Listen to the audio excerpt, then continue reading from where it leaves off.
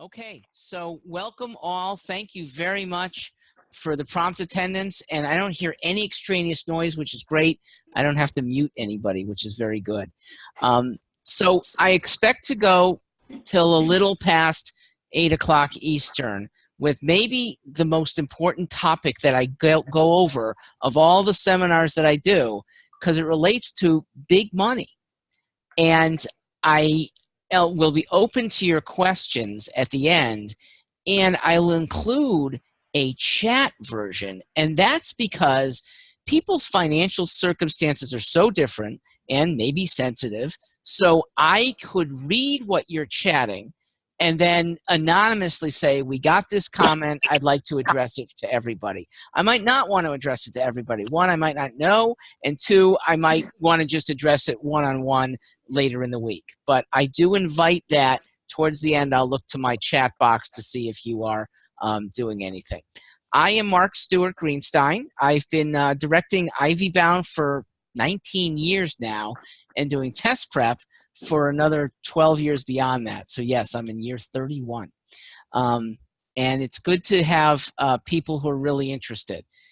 Our forte is getting kids the SAT component that can earn good admissions, but this is about earning good money. So with that, let me, I'm supposed to pause? Why do I need to record pause? No, we're going. We're good.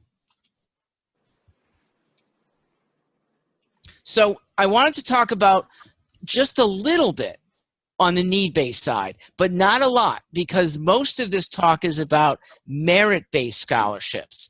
And the merit-based is where it won't matter what your financial circumstances are. It matters what your kids are presenting. But need-based scholarships abound. Some of them have gotten pinched, and some of them have gotten less meaningful because their tuitions have gone up so high that a decent-sized need-based scholarship doesn't cover as much. But the big criteria for getting Pell Grants and getting, that's the federal, and getting money that doesn't have to be repaid from the college itself are primarily based on those two things, income and savings. And yes, it's unfortunate that they penalize savings. You work hard and don't blow your money, and when it comes time to have an expected family contribution, they use the term EFC for that kind of hurts you. It especially hurts students who themselves have worked since they were age 14, built up a little stash of money from their summers and maybe even weekday work. And the criteria expect student savings to be 20% of that available, whereas parents' savings is expected to be at 5.6%. So big difference. Your kid, not that he should be paying you, the parents, but his big stash is expected at a higher rate.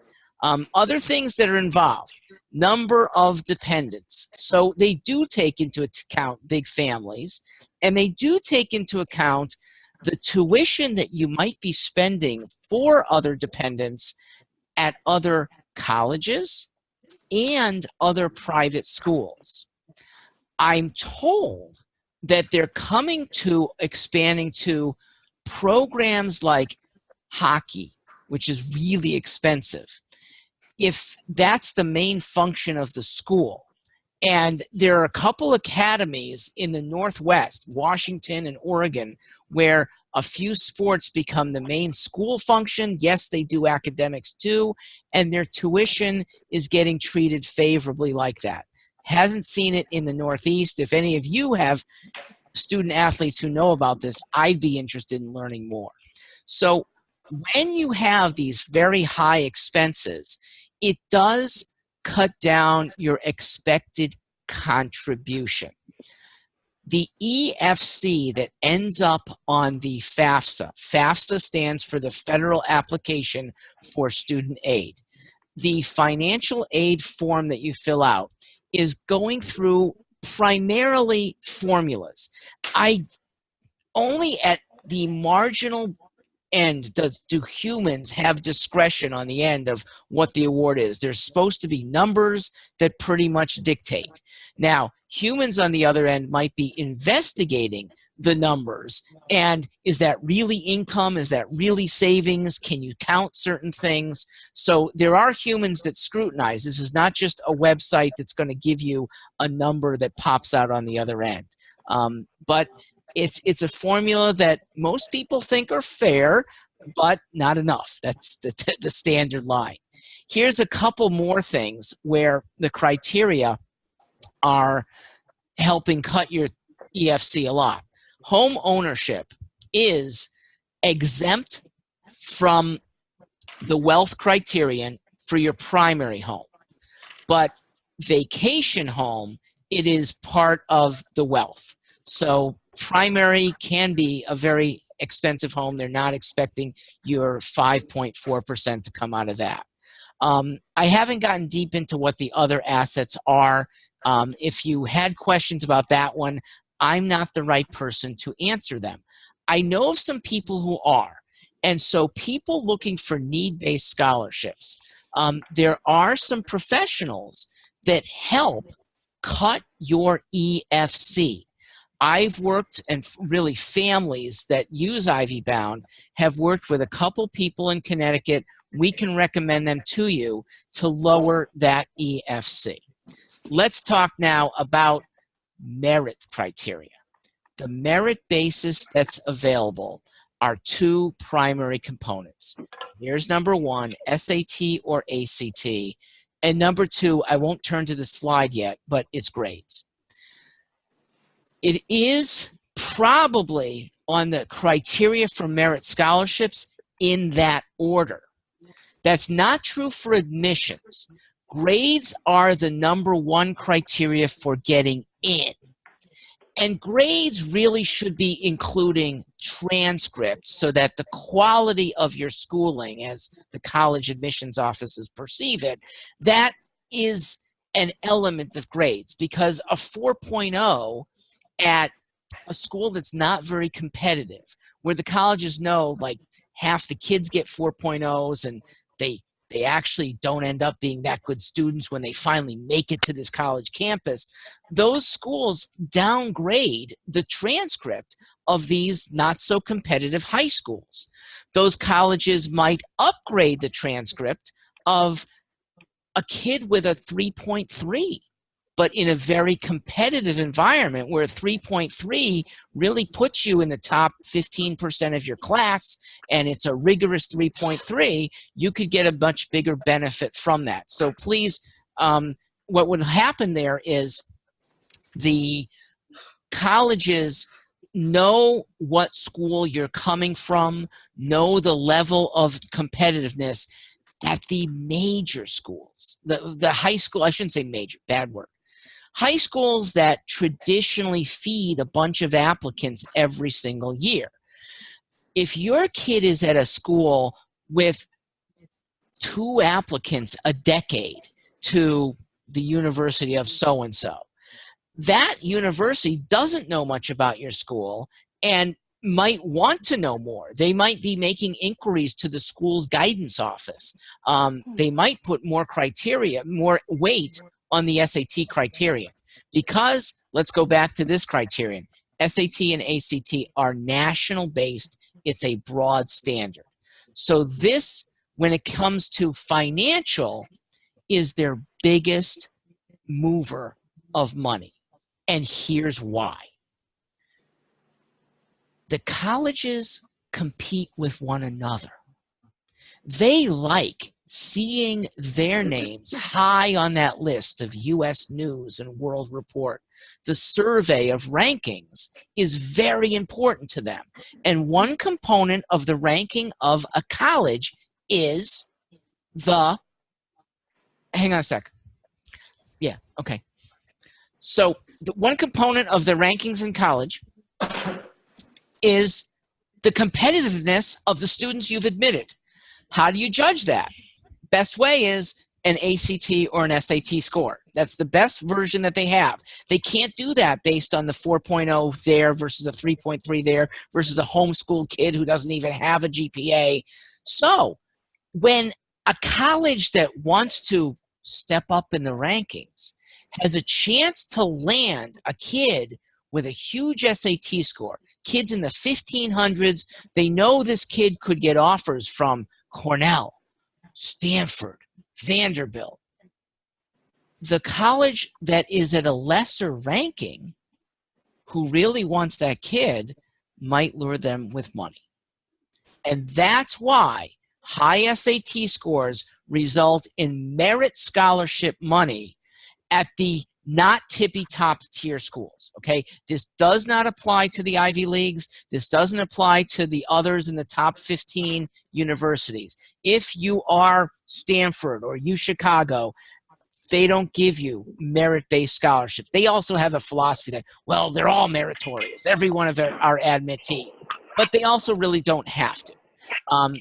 They figure, rightly so, that 4 years at Stanford or 4 years at an Ivy League university, if you want to make back the high money that you've paid, you'll be able to. Yes, you'll spend $250,000 on your kid's tuition, but over the next decade, his earning power is likely to be higher. And even if it's not higher, there's that elitism that, well, we're Cornell, so you have a Cornell degree. You should pay us even more to come here. But let's say you're Bucknell, okay? Ranked maybe number 45 on the, not even the top tier. The rankings, which I'll get to, are national versus liberal arts. Bucknell is small and be considered a liberal arts school. And Bucknell will end up being ranked not nearly as good. But they want the kid who could get into Cornell, and so that $60,000 tuition could be whacked in half, maybe even lower. So that's where the SAT plus grades really make a huge difference. And let me exemplify with some test cases of kids getting in with a certain score and how the schools treat them differently. Before I get to that, a quick word about that other kind of scholarship, athletics. Athletic scholarships really are a different world. They don't relate to GPA and SAT score except to get through at a threshold that you've got to have a baseline combination that's decent.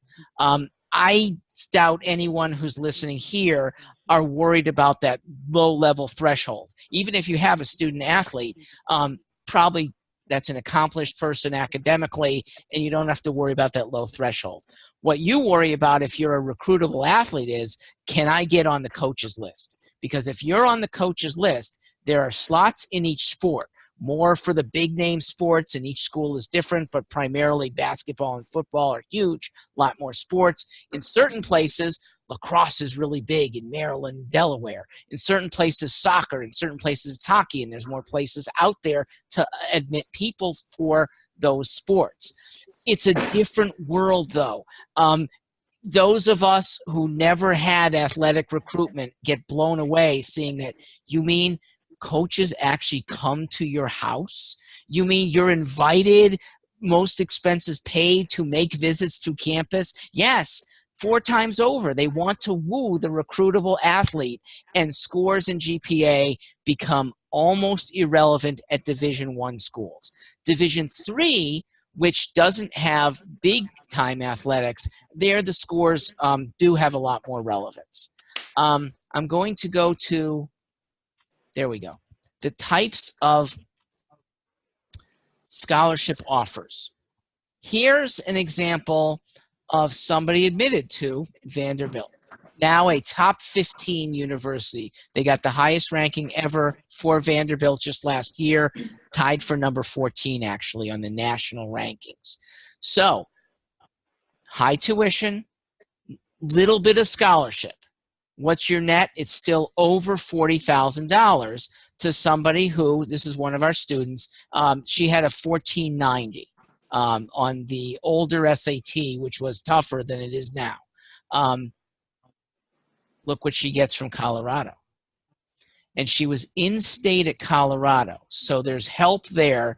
It's called the Betcher Scholarship. They get like 40 kids a year with a skew towards Colorado resident. $42,000 tuition, but full scholarship. And another year paid for if she wants to for graduate studies, or she could work, study, and not actually really have to work. She was getting money from the school to the tune of $50,000 to be spread over 4 or even 5 years. She chose that. She chose University of Colorado over the higher ranked Vanderbilt at number 14. Colorado, I think, is ranked number 90. Now, there is a little extra help. That ranking of 90, if you're planning to stay in Colorado, rankings are not as important because of, yes, a good old boy and becoming old girl network, that you're around a bunch of employers who went to that alma mater. So when a quarter of the firms in Denver or a quarter of the people who are in hiring capacities went to the University of Colorado, there's a lot of passion for keeping that up, and the name of the school doesn't matter quite as much if you're staying local. Once you move out of the area, then name really does carry a lot of clout. Here's another student of ours admitted to Cornell. 0 scholarship. Also admitted to Rutgers. Big scholarship. 32,000 out of 40. His net cost for doing Rutgers was $8,000 a year. Where did he choose? He actually chose Cornell. Now that owes to, it was affordable for his parents and for his desire to be top of his whatever echelon in potential earning power. So the equation for them, thank you, Rutgers, but I'm still staying with Cornell. So at least it gives you choices. And I'll talk about some other choices. Let me backtrack a little bit.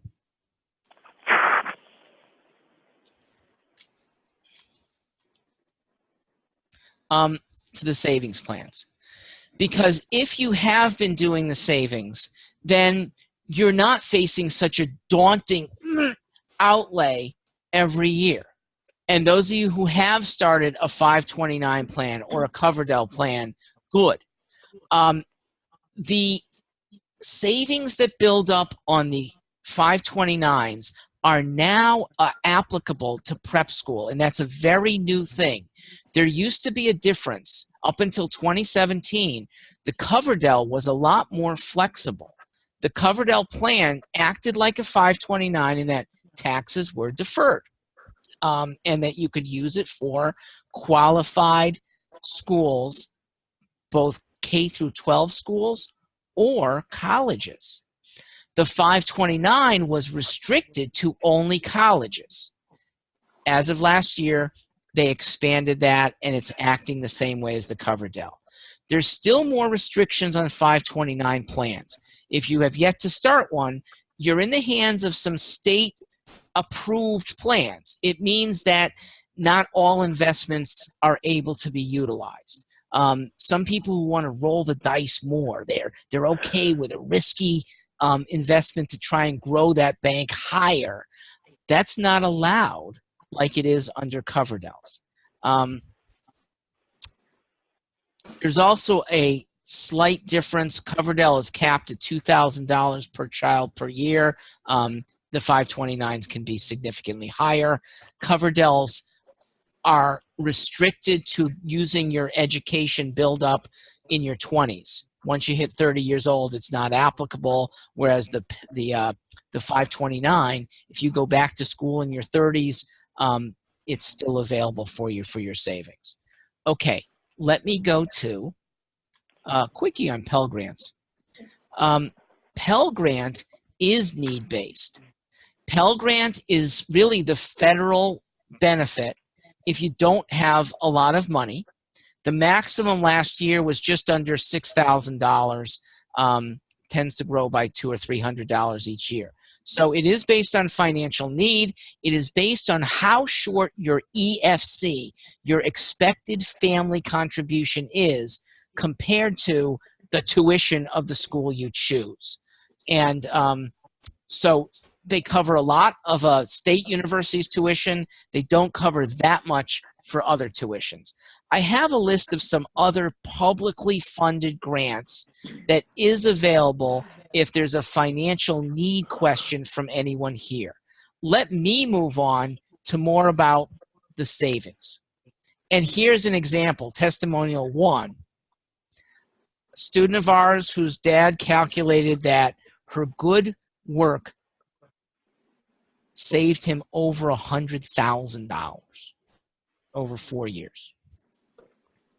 And that's $100,000 that, look, if you earn $100,000 yourself over 4 years, you're taxed on it. So it's like earning a net of 80.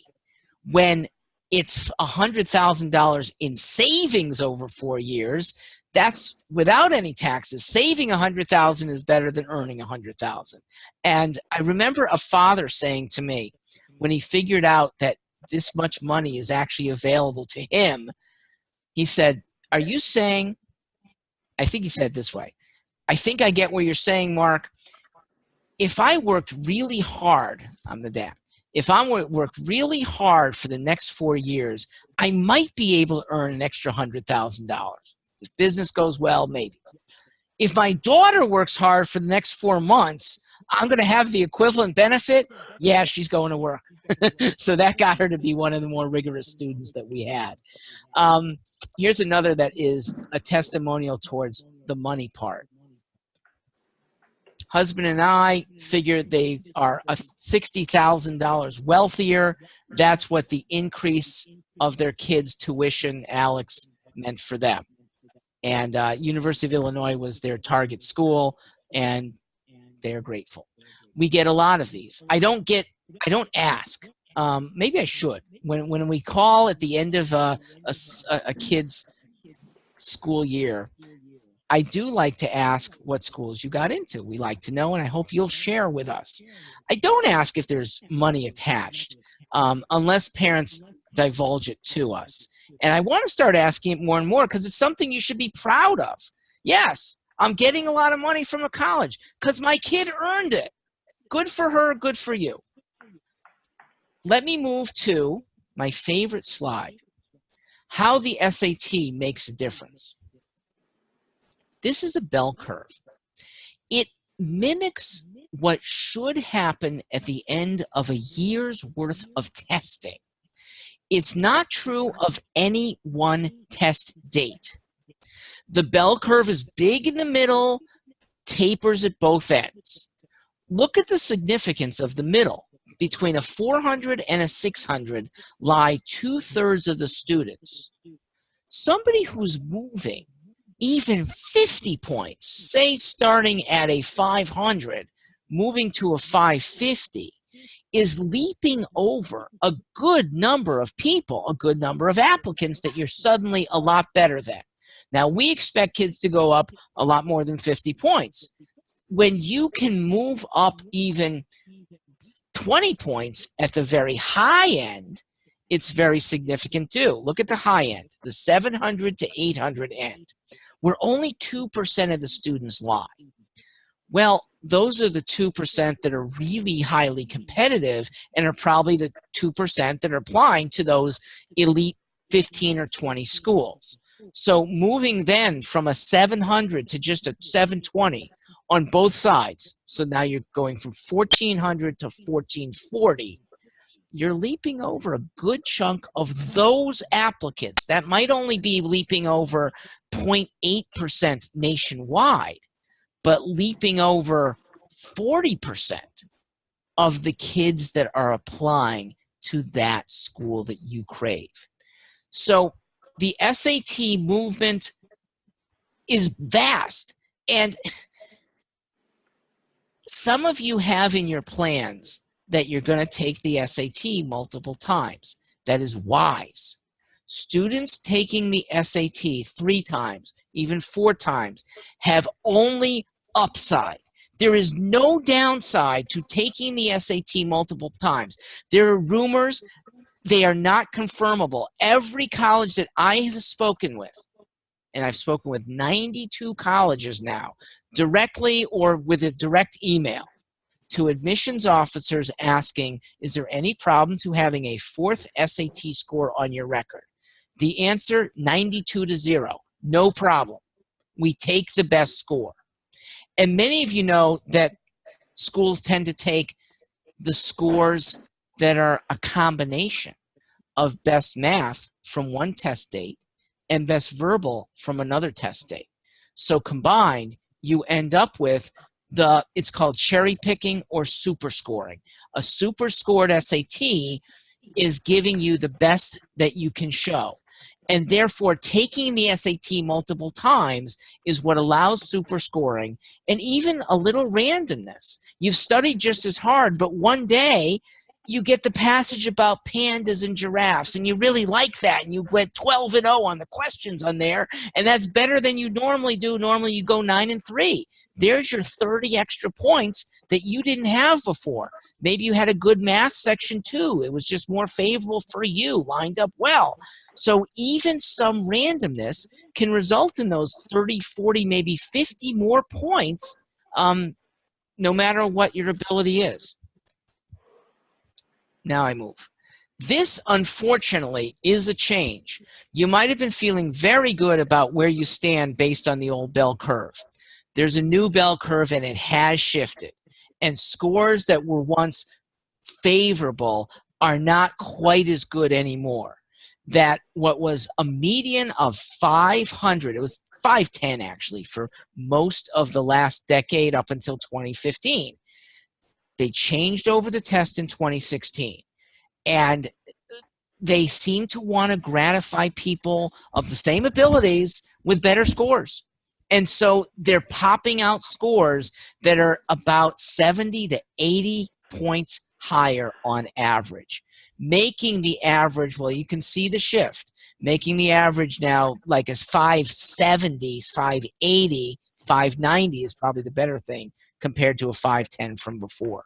So numbers that 3 years ago looked really good to a college will not be as good. And if you're relying on the medians that have been reported from 2015 or earlier, you've got to expect that your median is higher for every college across the board. Okay, it's just a more favorable set of scores coming out. Now, the ACT has not shifted. It seems like a 33 then on the ACT is still like a 33 now. It's just as hard to obtain. And you might have heard that we kind of like the ACT.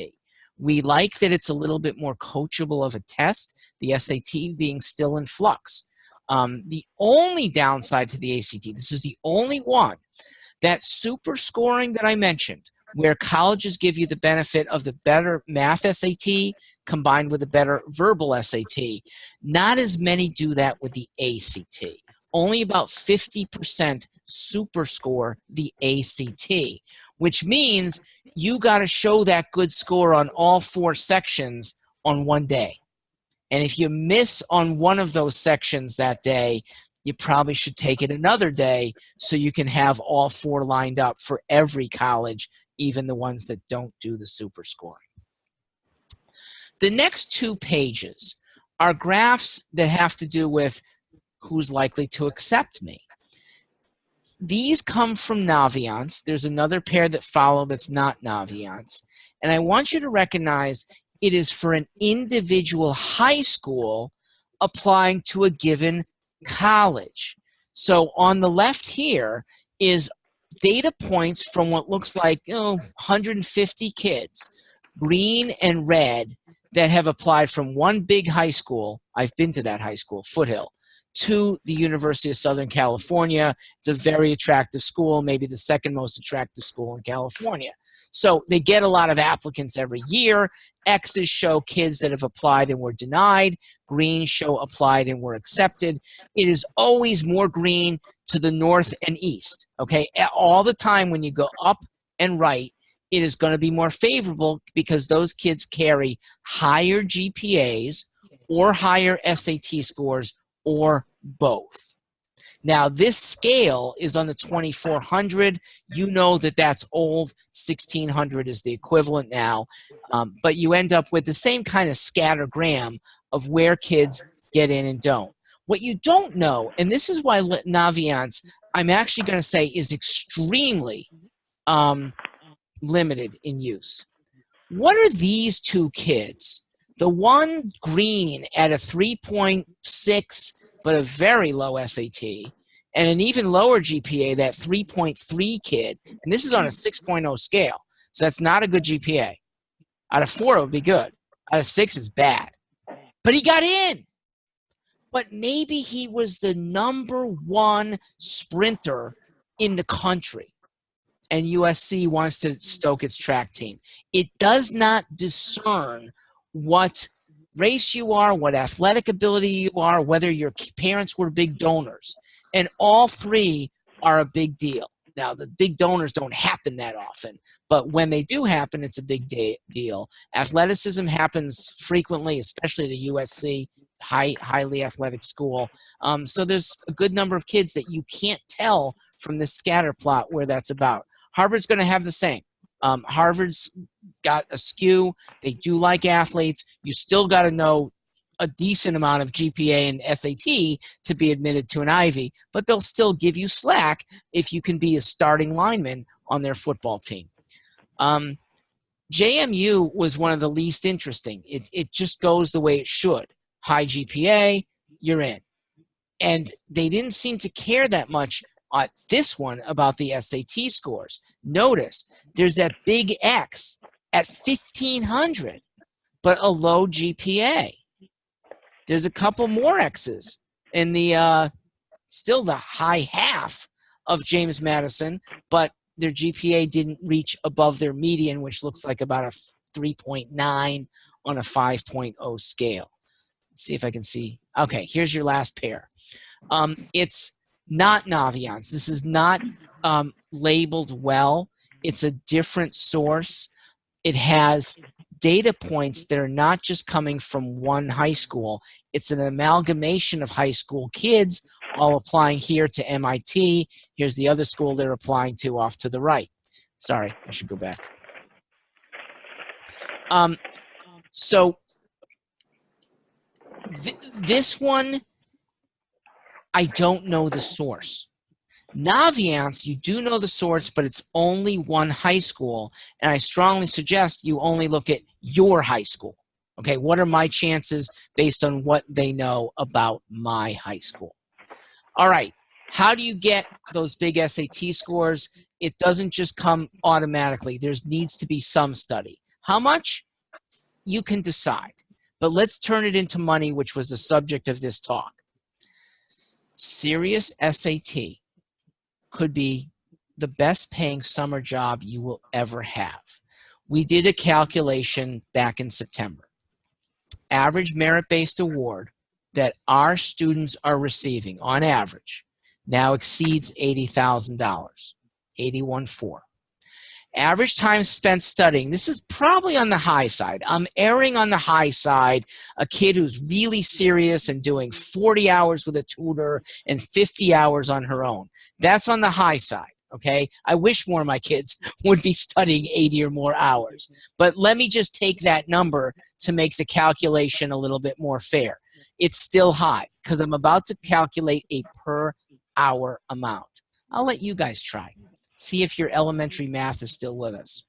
Does anyone want to chat me the dollars per hour that this student is earning by studying for the SAT? I will monitor the chat area now. Little bit of division. You can roughly do it in your head.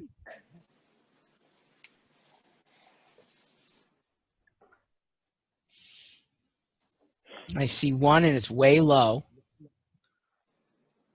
By the way, you're chatting me. I am Mark. You could write it into everybody. Nope, it's more than $35 an hour. It's more than that too, Gina. Any more from the chat? All right, answer.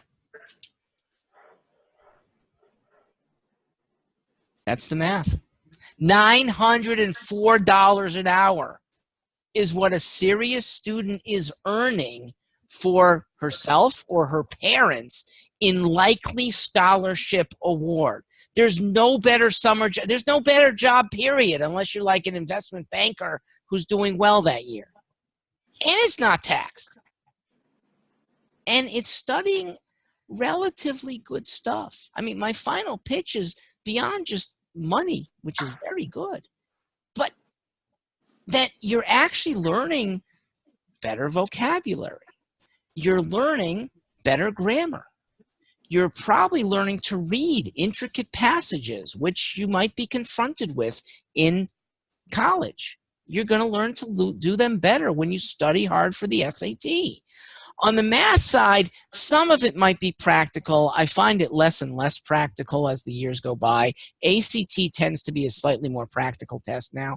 But there's an essay, and the essays that they ask on both the ACT and SAT are very practical exercises too. So there's value in good study anyway, but there's huge value if you're going for merit-based scholarships. All right, I will conclude. Why can't I conclude? There we go. I'm going to skip the med school admissions, but except to say, this is a route to saving money if you know you want to be a doctor. If you know you want to be an MD at age 16, you figured this out.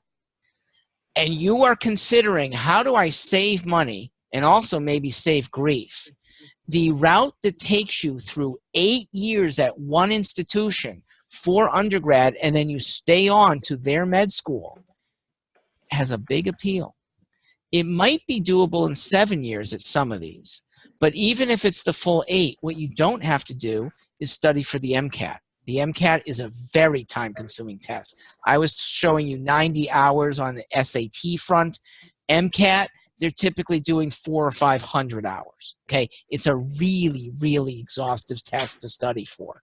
Plus, there's interviewing that you have to do face-to-face. You got to fly yourself around the whole country if the whole country is in your orbit. The process is 6 months of your life. That you can't work a full-time job. You might be able to do a part-time job, but people who are looking to do med school really have to take a big chunk out of their time for MCAT and for later admission study. So does the school that offers the 8-year program carry as much clout as the 4-year only med schools? They're close.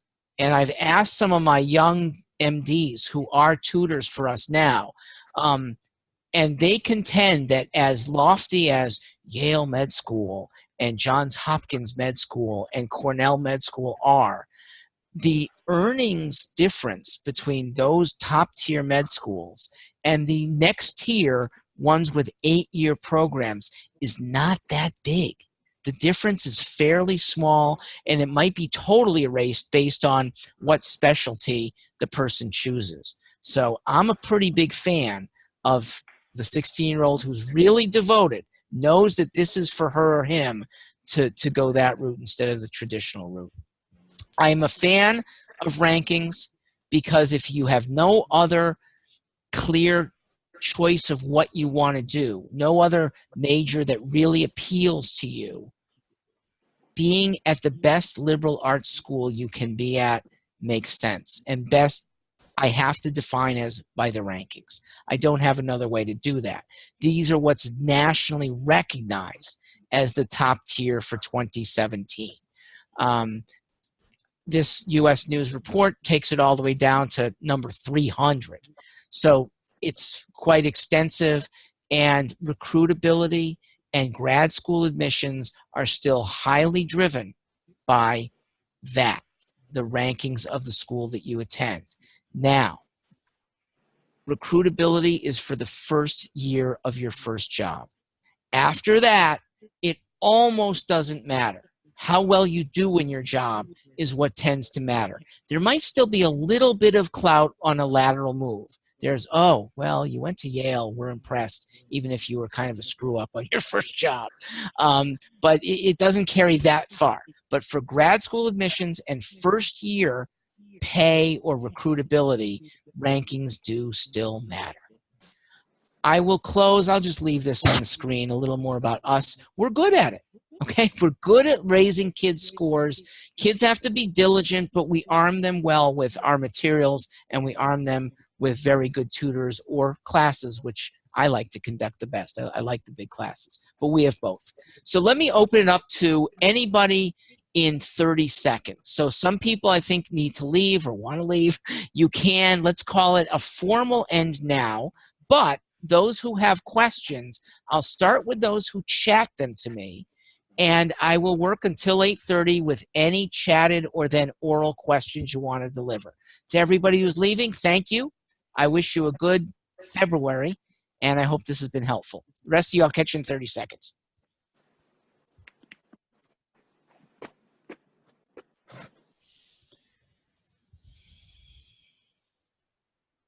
Yes, you're welcome.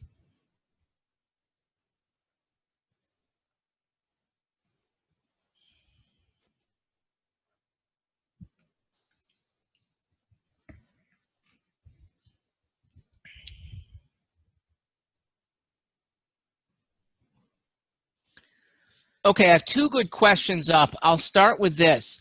The early decision and merit money. Very good question. I suspect this is from a parent who's doing this for the second time or third, because a lot of first-time parents don't realize what an early decision contract is. It's a scary contract, and it's done by a 17-year-old kid. It is a promise by the 17-year-old that if admitted to your school, I will go for the next 4 years. And I will take whatever financial offer they give me, and I will withdraw my applications to any other colleges. Early decision thus means you've done your research and you have the boldness, the assuredness that you're comfortable at that place for 4 years. Now, it's a good deal, though, if you are comfortable, because you tend to get love back from the college. The admission ratios are significantly better for early decision applicants. Same GPA, same SAT score, applying 4 months later in the regular decision, you have a hurdle of 80 to 120 more SAT points. Literally, applying early gives you an 80 or more point advantage at many of these colleges.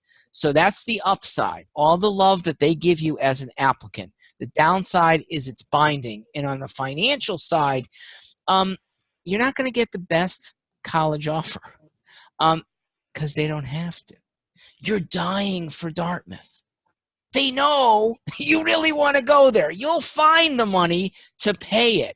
Now, the FAFSA will still apply so that somebody who's got limited means, they're still going to get money. But colleges don't have to dig deep to make it worth your while because they know you really want to be there. Thus, the family that is shopping for a good deal probably doesn't want to use ED. Early decision is not going to give you the best deal. And look, there's one other reason. The regular decision round, where you can be admitted to 4 or 5 colleges in April, means you can negotiate among 4 or 5 colleges. Or even if you can't negotiate, some parents do. They pick up the phone and say, my kid can go here for $40,000 less. I'd like you to come close to that tuition or we have to go. But even if you don't have that negotiating bent, you're still going to get 4 or 5 different offers. You're still going to have, by definition, some offers that are lower than others for your cost. You don't have that in the early round. All right, the next question I saw, what is considered a good SAT or ACT score? The best answer is dependent on the college that you're applying to, because the range is very different. If you're looking at, I'm in Connecticut, University of Connecticut, their average score is about a 1260. A step up, wanting to go to Wesleyan, their average score is about a 1410, 1420. And if you want to go to Yale, your average is about a 1530. Okay? So your good score is, by my definition, at the 75th percentile. Here's what that means. Instead of looking at the median, I said Trinity might be a 1350, I said. I didn't even say Trinity. Wesleyan, 1420. Look instead at the 25th and the 75th percentile. Here's what that means. 25% of the kids that they admit have a score that's better than that number. 75% have a score that's worse than that number. You want to be at that 25th, or sometimes people call it the 75th. It's the better end. That means you're above the school's average. And I'd actually like to see you be 50 points above the school's average to feel very good about admission to that school. So it depends on the college.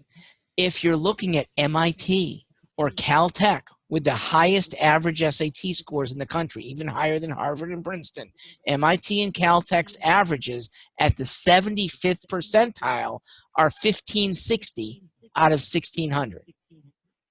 Which interestingly means, if you add the 50 points that I'm asking you to do, you can't even be feeling assured, because there's no such thing as a 1610. 1560 can only get you 40 more points at best. So even a 1600 scorer has less than 50% chance of getting into those two schools.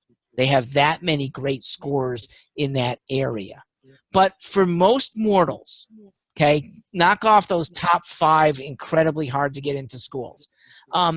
If you're at the 75th percentile on their table, I feel you're in good shape for admission. All right, next it says, do schools consider AP scores in the admission process? Yes, informally. So here's what that means. They can't require AP scores for admission. They can't, because too many kids are bereft of AP scores in the first place. They've never taken one. They don't have high schools that are good enough to give a lot of APs, and it costs a lot. It's $100 to take an AP test. So on egalitarian grounds, colleges don't like requiring the APs. APs are always used for advanced placement, so that if you've taken the AP test and done well, gotten a 4 or 5, you probably will get standing next year. When you set foot as a freshman on that college campus, you will probably be offered Biology 201 instead of Biology 101. So that's a nice step up.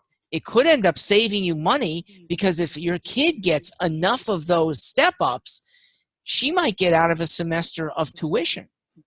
I know some people who cut their whole time in college by a full year based on incoming AP scores. They had 5 or 6 or 7 really good scores. They started with the equivalent of sophomore status instead of freshman status. That's getting rarer now. Colleges like to have you there for all 4 years, but it is possible, especially at state universities. So here's why the AP still could be used for admission. It's because colleges like to see merit wherever it lies.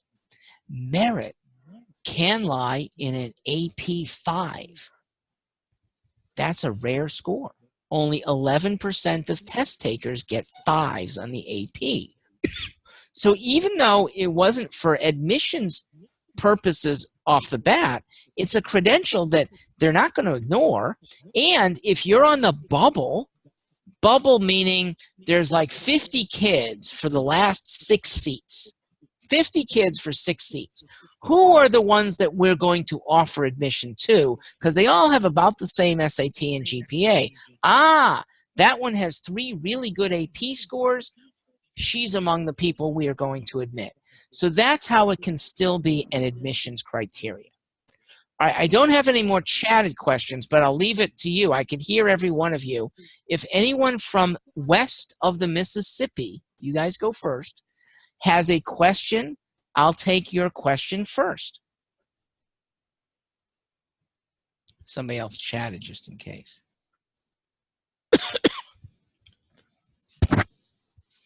Oh, by the way, that percentiles that I was mentioning, 25th and 75th percentiles are in that U.S. News survey. And that was part of my bank of questions. I'll see if I can get back to them. U.S. News. There it is. That's the magazine. It comes out in full as a print magazine. There's an online subscription, so you don't have to wait for the magazine anymore. These best colleges are the ones that are ranking using that 25th and 75th percentile. There was another question. Do schools consider weighted GPA or unweighted GPA? Usually they consider both. I think weighted has more acceptance because it matters if you're taking an honors course. So typically the weighting where they give you a little extra benefit for honors versus regular, it's fair. It puts kids on what they perceive as an even scale. And that yields another question. Should my kid take the class that's harder but more regal, more respected? Take the honors course where she's more likely to get a B+, or the regular course where she's likely to get an A+. I don't have a strong answer, but I'll give a mild opinion. A full grade difference is about break even. Okay? A full grade difference is about break even. If you think you could get still an A- instead of A+, but an A- being better than the B+, you're only 2/3 of a grade difference. I would go to the tougher class, take that slightly lower grade in favor of the better looking transcript. Overall, I would only do that if it's a subject you like. Okay? Don't knock your head against the wall.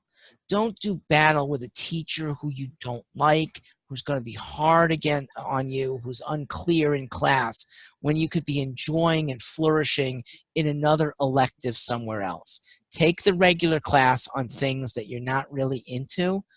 Take the challenging class on subjects that you are. Anybody with questions? I'll open to the whole country now, east or west of the Mississippi. I'm all yours. Nobody wants to speak. Mr. Iapolu, you fed me other questions. Do you have any you want to talk to us about? Hi, Mark. Yes, hi. Hi, this is Annie. Hi, Annie. Hi, from Connecticut. So my question is, do you have, and I'm not able to see your slide, do you have private counselors as resources who can help, on top of guidance counselors that we have in middle school and high school? Yes. Ivy Bound has a couple that we like, and they're actually part of us so that your billing can go through us, and it still actually saves you a little bit of money. Plus, I know of some counselors beyond those 2 that I can recommend who are, actually we're up to 3 now. We have 3 good ones, 2 of them in Connecticut, one's in California. But there are people that I can recommend from outside the Ivy Bound realm as well. If you want to email me, I can give you a whole big list. If you just want to trust me that the 3 that we've enlisted, we've done it for good reason. We like them. We've gotten very good feedback from their other clients. So I think among those 3, choosing one of them, you're in very good hands. And I do believe in it. College guidance, as done in the high schools, is not done very well. Okay, and that's true of private prep schools too. There are a lot of people who are disappointed, even though they're paying $40,000 a year tuition for their prep school. They're disappointed that they can't get the one-on-one, and even if they can, a lot of guidance counselors don't push, and they should, because the worst your kid will hear is no. That's it. Right. No. But with the prospect of hearing yes and yes and yes from new schools that you otherwise would have stayed away from. I'm a fan of applying to 14 schools. Okay? Oh, you shouldn't do more than 6. No, apply to any school that realistically you would like to spend 4 years at. I don't care if it's a reach. Do it anyway. The worst they can say is no. And in the process of 14 or 15 or 16 applications, you have more likelihood of a yes. So that's my mindset. I'm pretty sure that's true of the 3 counselors I have in mind. 2 are named Ellen. 1 is named Heather. So I can put you in touch with either of them or go outside of the realm, and there's some private counselors that aren't affiliated with us, but we like them. Okay. Yeah, I'll send you an email, out besides the meeting. So thank you. Yep. If anyone doesn't know, my email is msg@ivybound.net. msg@ivybound.net. All right. It is 8:29, so our timing's pretty good. I'll take 1 or 2 more questions if you have them. If not, let's call it a night. Hey, Mark. This is Reddy here. Hi. Hi. So another question, in our school district, the grading is super difficult, and the highest that a kid gets is like maybe 3.8, and there's no ranking when the students graduate. So how does it work with the admissions process where I think our school, I think a lot of kids go to good colleges, but I don't know, like when we apply, some schools maybe there's not enough applicants. So how would they know a 3.6 or a 3.5 here is like really good? The SAT scores could be high, but the GPA may not be like super high. There is something called a school profile. The profile will show that, and this gets seen by colleges if they want to look, that yes, there were only 8 people who got above a 3.8. The average GPA was only a 3.2, which is on the low side. So your school's tough. And yet you have lots of AP 5s and a good number of AP 4s. The school profile says a lot to the college. You want to make sure it's part of your application so that you're providing, even though they didn't ask for it, you're providing the school's profile.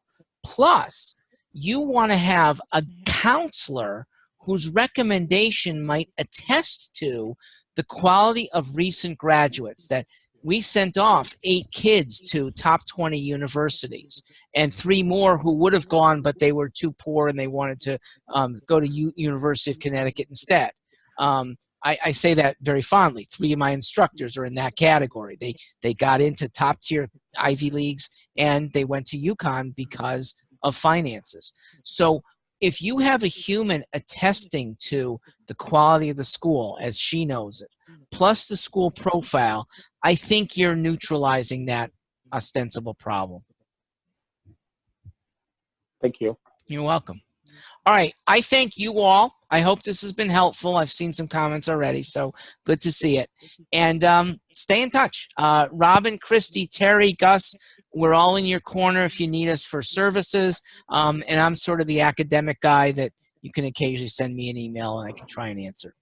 All right. I wish you a great week, and thanks once again. Have a good night. Thanks.